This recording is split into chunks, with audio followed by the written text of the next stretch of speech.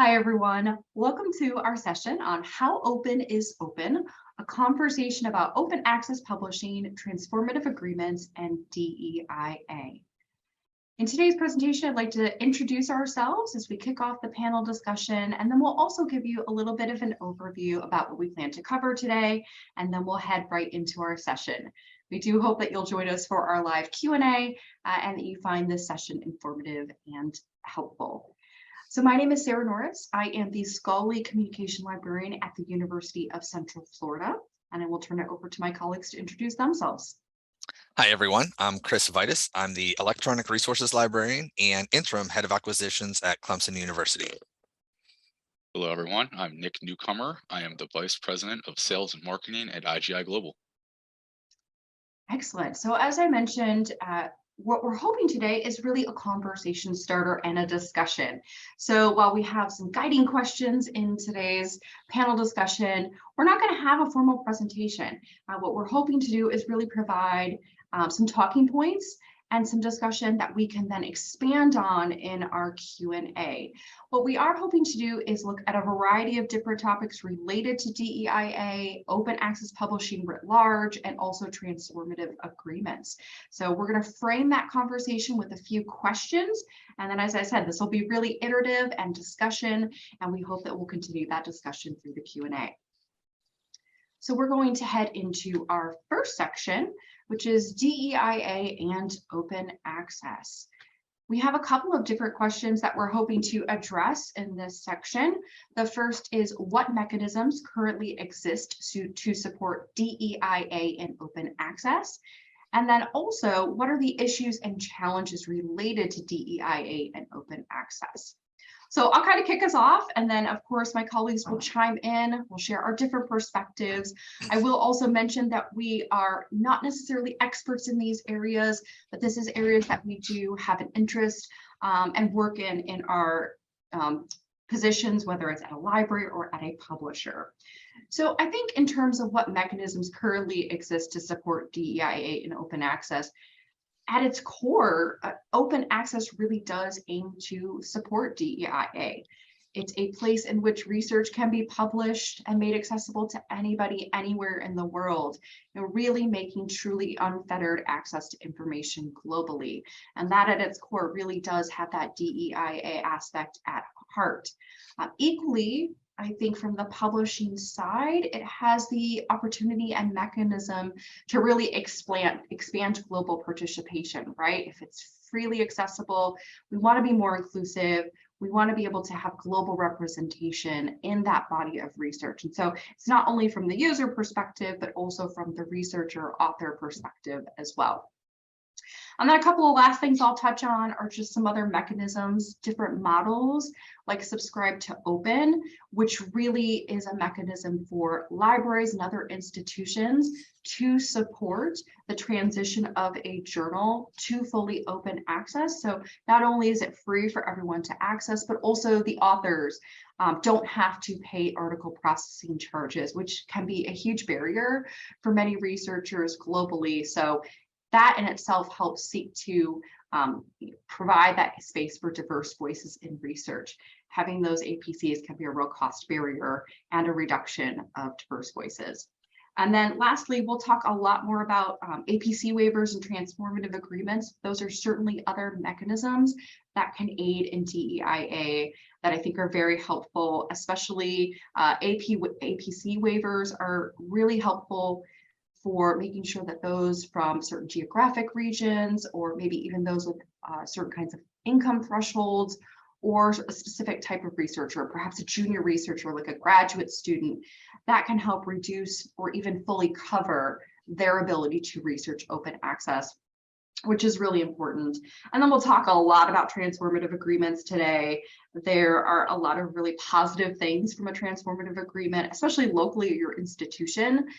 Giving researchers at your institution the ability to publish open access fully without having to pay is a real support for accessibility, equitability, inclusion of research more broadly, institutionally, and of course, globally. So those are a few thoughts I had. Nick, Chris, any additional thoughts you might have?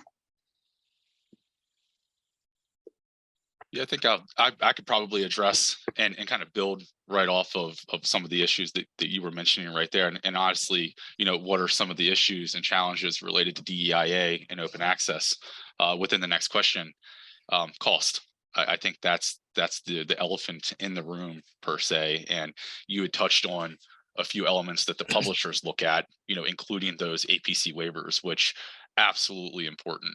I do believe every publisher offers the waivers on the APC based on the elements that you had mentioned, some of the developing regions, countries, the level of the actual researcher, and what research area they're actually submitting to.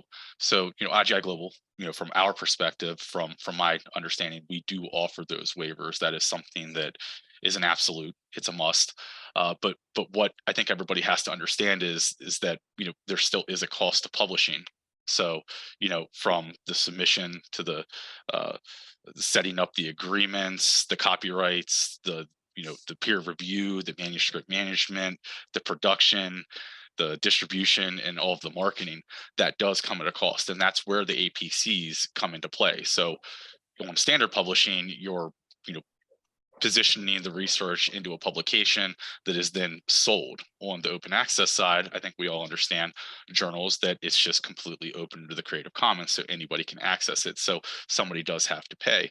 And where those waivers come in, somebody is actually paying for that. So anytime we're subsidizing the APCs for these developing regions or the other areas discussed, we are having, from a business perspective to, the cost is getting incurred on other APCs, maybe from the developed world on the Western Hemisphere. With that being said, we still are trying to find that balance on how do we make sure that we maintain an affordable opportunity for everyone, not just on the waiver side. Through that, I think you've touched on some of these as well, is that the transformative options. IGI Global, I'd say we've done our transformation of our journals a little different than what some of the other publishers are doing. We have adopted a loose subscribe to open model. We definitely play, by the rules of what that committee is offering, but we've kind of put it on hyperspeed. Actually, we've opened all of our journals. 170 will be 100% open access in 2023. We moved pretty quickly. We felt that it was a risk willing to take, knowing and seeing what the ecosystem's doing, and then understanding the value that we see in the transformative options, such as the read and publish. That's a great option that absolutely supports DEIA. You're not only, from the library side, acquiring the content that we have behind the paywall at affordable rates, but you're also taking all that funds that you had placed into that purchase, and that's being applied to opening content that's still behind the paywall in the journal collection. So we feel pretty strongly that that is supportive, for everybody, and it's allowing us to transform now what we consider our journal archive into full OA as well. We're also offering other opportunities beyond just the transformative, now that we are open access for everything that's being published forward within our 170 journals. Open access agreements, so just a pure OA agreement where an institution will actually purchase APCs at a discounted rate up front. Those APCs are typically available to faculty and staff and even students, but there are other opportunities too, that if you're having collaborations with any other organization, institution, partnerships with institutions that may be in developing regions, we would absolutely be flexible and be able to bridge those APCs that have already been acquired out of the open access agreement to those particular institutions. The other is, and what I believe, and I'll touch on a little bit farther into the conversation, is how equitable and inclusive a publish and read, or supporting a platinum publication can be. And that means that you would take an EIC editor-in-chief or an editor of a book, and you would put the funds up front to support that individual's publication, meaning that any submission they get from around the world would be already paid for. And there's no other I guess, obligation that you would have. You don't have to buy the content. You don't have to subscribe to anything. It's literally, you're just supporting that. So the cost is definitely the issue here, but there are a lot of options that are fixing that problem or trying to bridge it. The other issue that we're seeing on the publishing side is just the understanding of what open access is. We're reaching out. We have hundreds of thousands of research individuals that we're working with, across the world, and it's interesting that not everybody yet knows what open access is. They still see an APC as a pay to publish mentality, and I think until we can eliminate that, we're still going to see some of the issues and anybody and everybody wanting to become part of this movement. And to kind of even tack onto the back of that is the concept of labeling a publisher. So the misconceptions that just because you are an open access publisher, or you've transformed your journals, or you're working with individuals from around the globe, that you can be mislabeled. In IGI Global's instance, we've had a history of being mislabeled as a vanity publisher. We've been, called out within certain articles of a competing publisher that we are a rogue publisher. And what's interesting is that, one quick look at what we're doing on the publishing side, our credibility, our rigor, our peer review, we're working with COPE, the Committee on Publication Ethics. We have no issues there, but we are still getting these labels, and it's because fall within that small to medium sized publisher. And I really do feel like that is a big challenge moving forward, especially with the DEIA in mind, because more than 40% of our publishing, their contributor list, they are hailing from non-Western countries. And I think that's still being seen as a negative. And that's where those labels are coming from. And that's something that I think that holistically, the whole community with these small and medium publishers, we're going to have to combat together to really get over this and understand that there are perspectives and research coming from, everyone around the globe, not just isolated into the Western Hemisphere. I'm more than happy to open discussion with Sarah or Chris if you guys have any commentary on what I had to speak on. Yeah, I would just add a couple things, because I think you make a lot of good points. And of course, libraries are asking the same questions and we're looking at the same things, but we have a very different perspective. So primarily, just touching on the cost issue, of course, because that's important to all libraries in a time when we have static or shrinking budgets. Of course, it's nothing new that libraries want to continue to diversify our collections or just focus on DEIA in general across the board. But of course, there's a lot more content that's available now, especially as publishers like IGI Global are providing more content to us. So there are going to be increased costs with trying to acquire more of that content. Along those same lines, transformative agreements are a relatively new thing. And I think there is a lack of understanding about what they are and what they look like and what they can look like and how they impact the library. And we're all going to touch on some of those educational issues later in our talk today. But I think all of those things involve additional costs and the need for additional funding, and there has to be a better understanding about where that funding can come from within academic institutions, even within libraries. And so what we really want to avoid is saying we're going to diversify our collections, but in order to do that, we have to drop this other really important collection to be able to fund it, or we want to have more transformative agreements and really help cover some of these APCs, but we're dropping some of these important collections that you want access to, because any goodwill that would be created by engaging in the diversity element or open access agreements is going to be undone by losing content to other important areas. So we really have to find a way to navigate these difficult issues and clear some of these hurdles when it comes to funding and when it comes to the educational process about these things as a whole. And that's, again, something that we're all going to touch on later in our conversation today. Yeah, I think all of these really do boil down to, as Nick said, cost, and then also perception of open access, perception of these different types of models. You've all touched on those kinds of points. So I think that's going to lead us into our next section.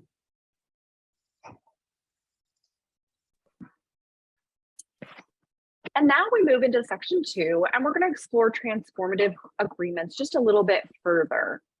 So we do have a few guiding questions, and we'll try to cover all of these, but certainly as we go into the live Q&A, that'll be a great time for additional discussion. So those questions include, what role do transformative agreements play in DEIA? I'll talk a little bit about that. The allocation of budgets to open access determined by the libraries. How do we do that? And then are there any misconceptions about that? And then finally, what should libraries consider when exploring or implementing transformative agreements?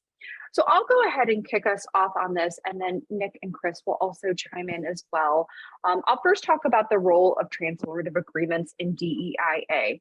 And I think that really depends, because we have to think through different kinds of users that are going to be interfacing with the transformative agreements: libraries, institutions, and also the researchers themselves.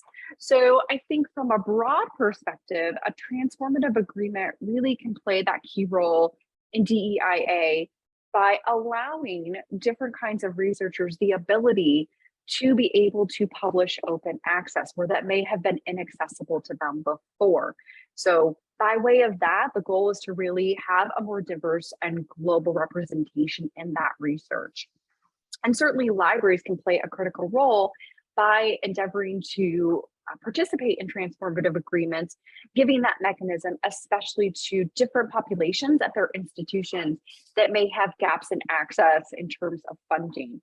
Maybe it's junior researchers like graduate students or postdocs, and even those who might be in a discipline where funding is a little bit more challenging to support open access publishing. So in that space, transformative agreements can really play a key role in more fully representing your institution and broadly research.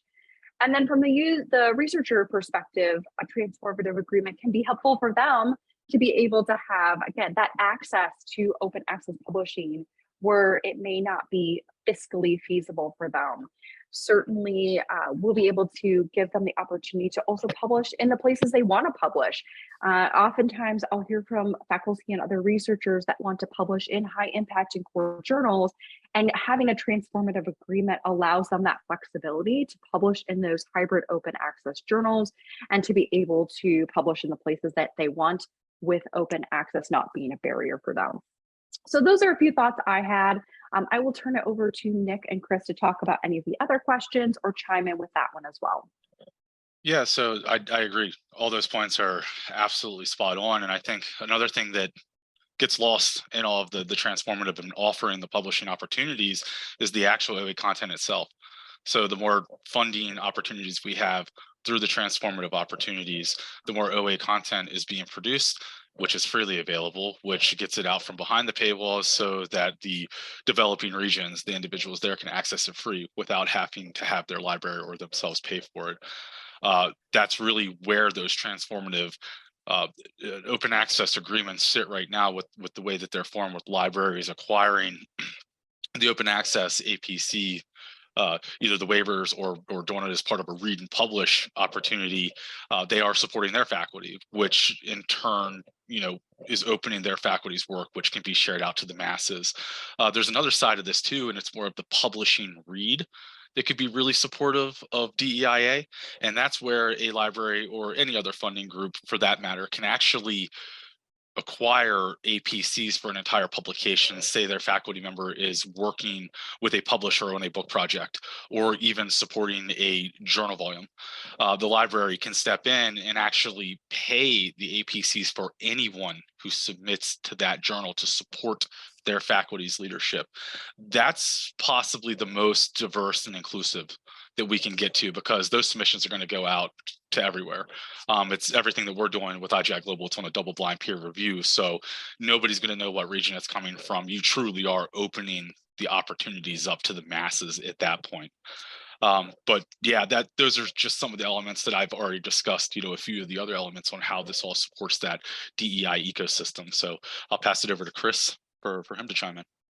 Yeah, and really the only thing that I would add is that these efforts are really impossible without having partnerships between academic institutions and our libraries and the publishers who are providing the content, because we know what the needs are of our faculty and our researchers. We try to communicate that to publishers, but if they're not offering that content, we really come to a standstill and there's not much that we can do. So I would just say that these types of partnerships where they can go out, they can do outreach, they can listen to diverse voices and incorporate a lot of authors globally into the content that they provide, and allow us the opportunity to offer those things to our researchers is really invaluable.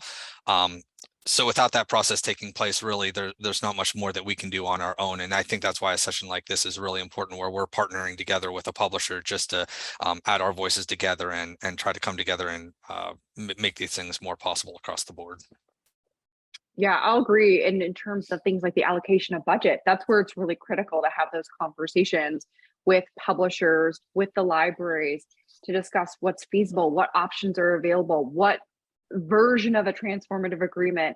Nick talked about subscribe to open, what makes the most sense for your institution, and where you are in terms of supporting open access funding writ large at your institution. Those are really super critical, because thinking about how budgets are allocated for open access is sort of like, I sound like a copyright librarian when I say it depends, but it's so dependent on your institution, and the imperatives that you have at your institution. Do you have policies available that might require you to be more engaged in open access funding?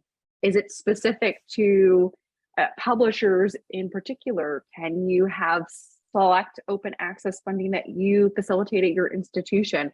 That's all going to be a really critical piece to determine what kind of transformative agreements, what other kinds of open access funding you have, really to support open access, and certainly institutional imperatives and your budget broadly. If your budget is really lean, you might not have the ability to participate really broadly in some of these transformative agreements. They can be really pricey.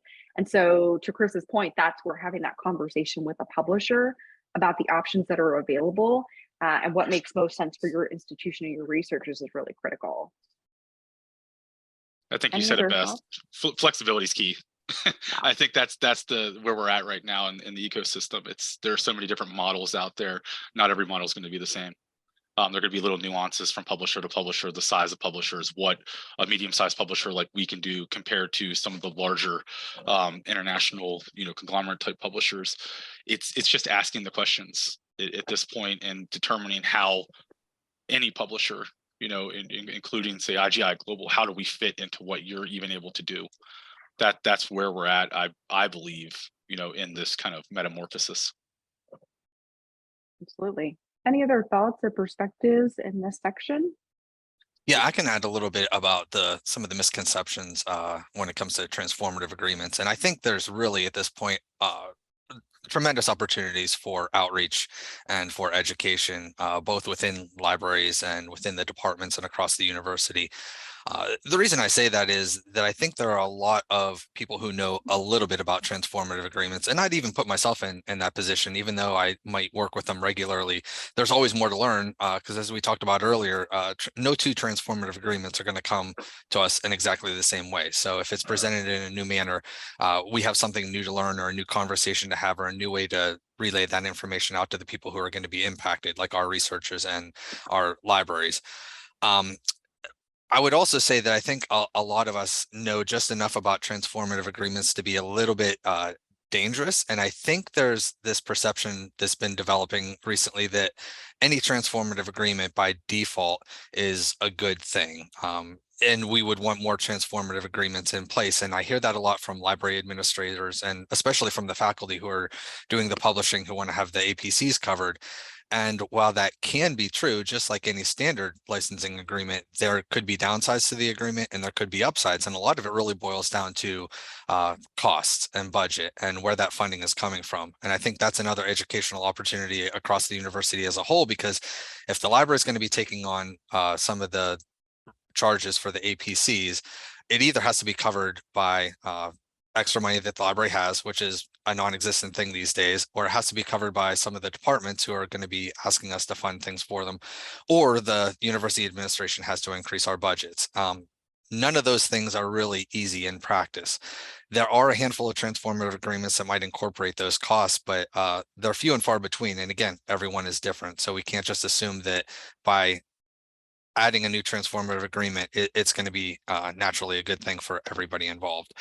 The last thing that I would say about this is that I think for all institutions, it's really important to have positions like the one held by Sarah, where you have somebody who understands these things, can do some outreach, can communicate with the departments. And even if your institution can't afford a specific position for that, somebody should be given those responsibilities to at least take on as part of their role that outreach process and that educational process for the university. Yeah, all great points. And I will say too, from my institution, we also have really knowledgeable folks in our acquisitions and collections as well. So they can also be excellent resources for communication and outreach. But I think sort of at the foundation here, communication, right, is a key piece of all of this. So we'll move finally into section 3. So section 3 is going to look at publishers and the library's role in DEIA and open access. So a couple questions that we're thinking about here is, what steps can libraries and publishers take to elevate DEIA and open access? And then also, what is or should be the role of the publisher in these efforts? So I will turn it over to Nick and Chris to chime in on their thoughts. Well, Sarah, you gave a great segue at the end of the last section, mentioning just conversation, dialogue. It's being able to talk through the logistics. Chris had kind of given a fantastic rundown of just the differences, where the budget comes from, who needs it more, what department is going to take the brunt. I think just being open to having those conversations with the publishers is probably the most important part right now. Be willing to put 10, 15, 20 minutes aside just to learn what the publishers are doing. Again, the ecosystem right now, there's no standard. And that's something that we're even seeing as a challenge as a medium-sized publisher. There are constant mandates being put out that we have to adhere to make sure that we're hitting on the ethical side, which of course we are. For everybody's point, open access publishing is exactly the same as a standard publishing process. The APCs are just paid after acceptance. But I think there's a lot more transparency to be putting into the system right now to support that, to make sure that everybody's comfortable with what's going on. And just having that dialogue, just knowing who the credible publishers are, even outside some of the misconceptions that I spoke about earlier. It's have that conversation, know which publishers are working outside of the Western Hemisphere. Such as IGI Global, with 40% of our list being from non-Western countries. It's not that we're not looking for the highest quality research. We are. It's the fact is that we're allowing our blinded peer review to do its job. We're bringing on editors with expertise within those particular regions that may have studied abroad, and taking that knowledge back to their region and still giving them a voice, because they need to be heard. It's just making sure that you're staying away from preconceptions. Open your eyes a little bit. There are a lot of publishers out there doing a lot of incredible things, and we can really push the envelope on opening research up to the masses with these transformative agreements. Yeah, the only other thing that I would add, when we have these conversations, it really brings to mind some of the discussions that I had early in my career, and when I'd go to sessions like early Charleston conference sessions, where we talk about open access. And really, I think at the time it was envisioned as something that would be driven by libraries, where we really wanted truly open access content, which does exist out there. But I think over time, some of these things have kind of been driven by publishers, which makes sense because they're the ones that are providing the content. And so it's all the more reason to work with them closely about, how we get this content, how these things are set up, making sure that we all understand the terms. If there's a platinum open access package available, of course we want to pursue that, but there are other models as well that can work for the libraries and work for the publishers. And it just takes a collaboration that I think is ongoing, and we're both learning from each other and learning what works best, and understanding how these models work. And we also know that nothing is truly free, and that there will be costs involved. So it's just coming to a point where we understand how those things are going to be funded, and putting agreements in place that work for everybody. Yeah, and I'll finally kind of chime in as well, thinking about, the different perspectives of open access globally is different. The types of requirements for publishing open access is different globally. And so in some spaces, we often have a very Western perspective on open access what publishers should look like in terms of the support for open access and the types of programs like transformative agreements. And so I think that is one key thing that we as libraries can do in conversation with our publishers globally, is thinking about what that looks like globally. Sometimes even just perfunctory things like, this website doesn't look like it's robust, and thinking critically of, is this a quality journal or publisher?